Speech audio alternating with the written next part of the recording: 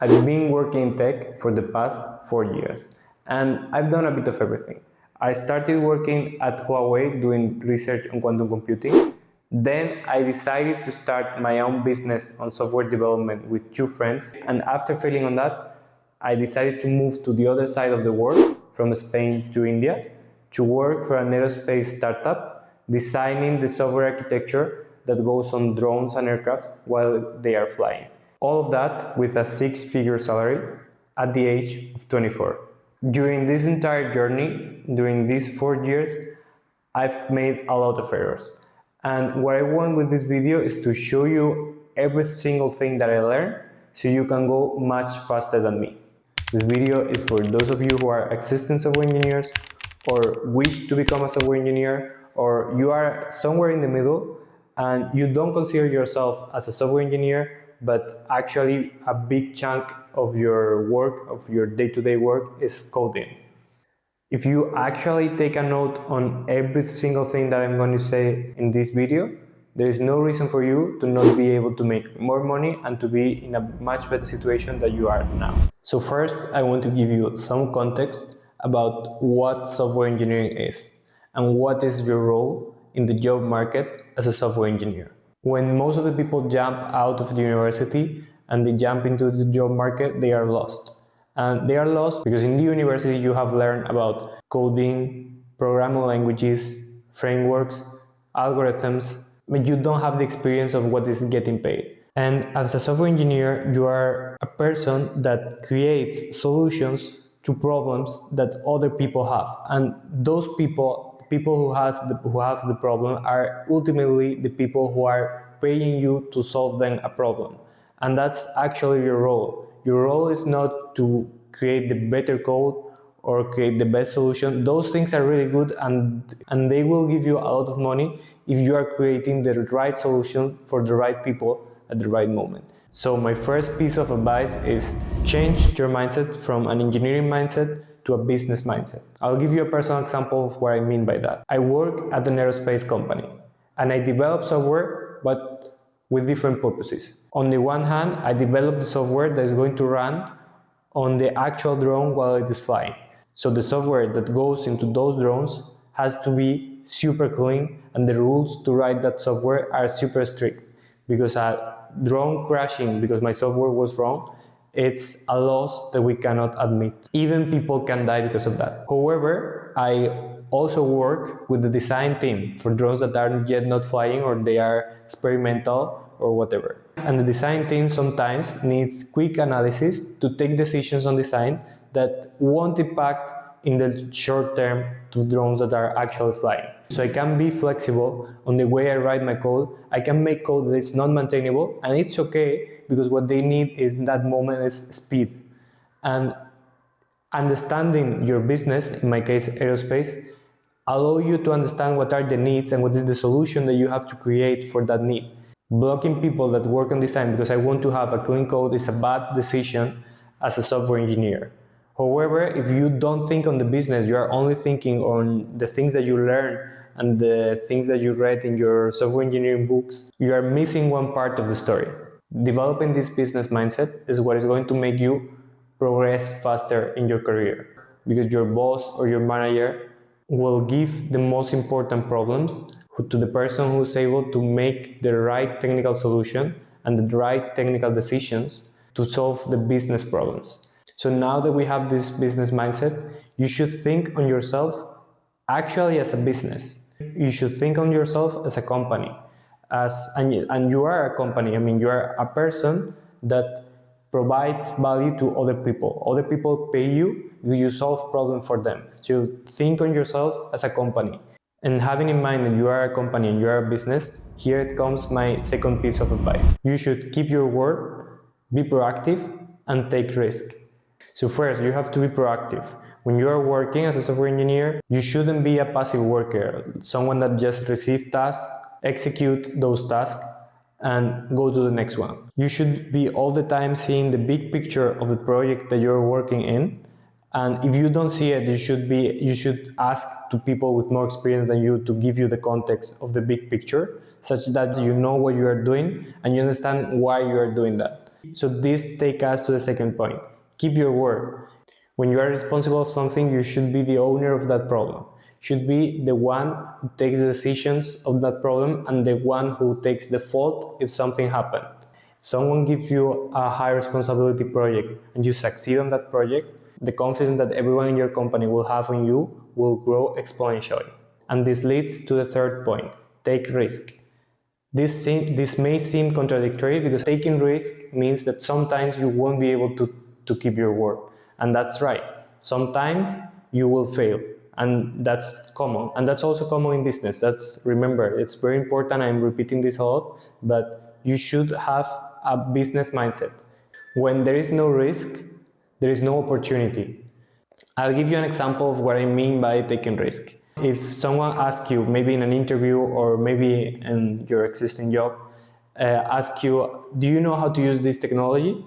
Like, I don't know, have you worked with code generation or have you worked with micro frontends in JavaScript? I don't know, it's a random example. Or do you know how to use Fast API to create APIs? And you haven't used that technology, but you have the idea of how it works and you check on Google and you say, yeah, I think I can do that. Or you are like 50% sure that you can do it. Say yes, say, yeah, I know how to do that. And if you feel bad because you feel, no, I'm lying, whatever, okay, it's not my business, but what they are actually asking you is if you can solve the problem, and you probably can solve the problem.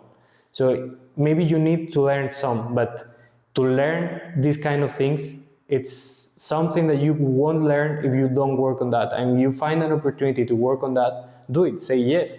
And the worst case scenario is that you get fired. Okay, you get fired, you get another job. But that won't happen. That won't happen almost in any case.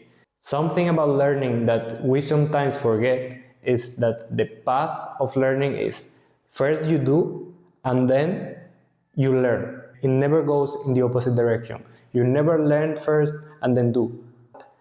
Another example about taking risk is that you should never hesitate on arguing with your boss. By arguing, I don't mean to insult anyone. I mean that if your boss asks you something that you think is not a priority or that you think it's the wrong direction, don't worry on arguing with him. Because remember, your role as a software engineer is to create solutions that solve problems. If you think that you are not going in the right direction to solve the problem, it's much better to discuss with your superior or your manager to find the best way to do it rather than doing something that is wrong and after some time finding out that that was wrong and you already knew it. I like to say that you only have to do 50% of what your boss asks you, but being a good professional is to know what is the correct half that you have to do. The bravest person is the one who wins and not the most obedient. So now that we have the context of what is our role as software engineers and that we know what are the main rules to develop our career, I want to speak to you about what are the skills that you should focus on to skyrocket your career. When most of the people think on software engineers, they think that the main skill is coding, programming. You think on these people that they see a technical problem and they quickly see the solution and propose several solutions and they code it super fast and they are really good. And actually, as this is our main activity to create solutions by software, we all think that programming is one of the most important skills for a software engineer. But actually it isn't. I know it seems contradictory, but the reality is that there is no shortage of talent.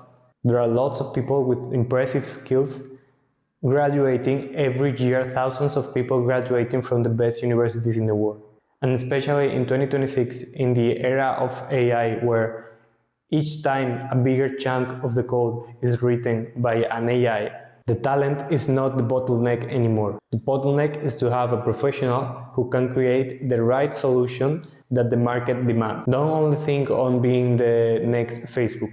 You can be working at your company and another marketing department, I don't know, needs whatever feature that makes their life easier. So understanding what are the needs of your marketing department in this example is the skill that most of the software engineers don't have. So here comes my fourth piece of advice.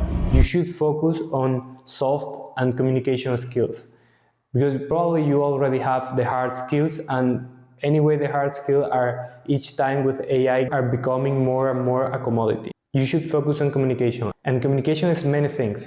It's being able to present your work to clients or your coworkers. It's also to have good documentation, is readable documentation of all your work, such that if you go out of the company, it's not a loss for that company.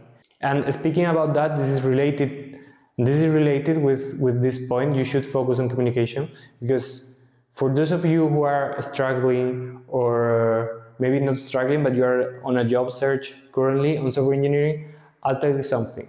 It's all about marketing. For sure, you need your technical skills to pass the interviews and everything, but it's much more important to communicate what you can do and what the company is going to receive from you than actually having a lot of hard skills, because your hard skills are very difficult to show during an interview. Actually, what you have to do to get a job is to seem good at that job.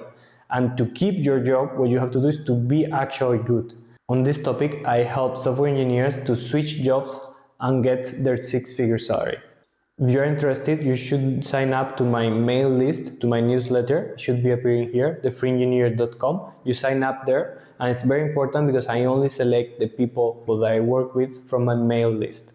So if you are interested on switching job and getting your first six-figure salary, you have to sign up here. My last piece of advice is about switching jobs.